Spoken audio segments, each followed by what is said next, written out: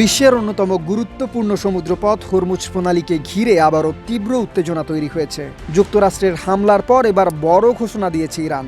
প্রশ্ন উঠছে, এরপর কি হতে পারে? পরপর দুদিন জাহাজে হামলার অভিযোগের পর ইরানে রাতভর হামলা চালিয়েছে যুক্তরাষ্ট্র।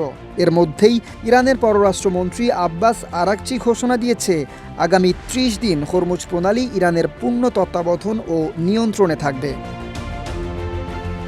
তিনি বলেন, ইরাকের পররাষ্ট্রমন্ত্রীকে যুদ্ধ পরিস্থিতি এবং যুক্তরাষ্ট্রের সঙ্গে স্বাক্ষরিত সমঝোতা স্মারকের সর্বশেষ অগ্রগতির বিষয়ে জানানো হয়েছে।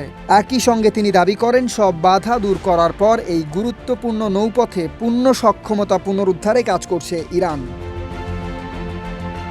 এদিকে আরাকচি স্পষ্ট করে বলেন, হরমুজ প্রণালীর রক্ষণাবেক্ষণের দায়িত্ব শুধু ইরানের।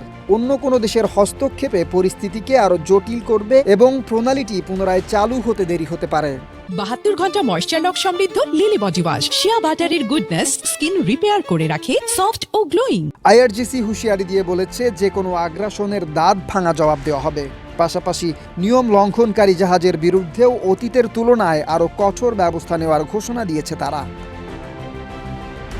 অন্যদিকে মার্কিন সেন্টকম জানিয়েছে, তাদের যুদ্ধ বিমান হরমুজ প্রণালী ও আশেপাশের একাধিক স্থানে হামলা চালিয়েছে।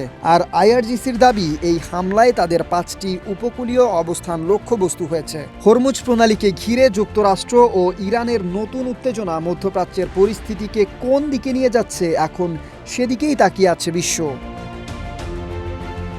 Desk report, Dhaka post.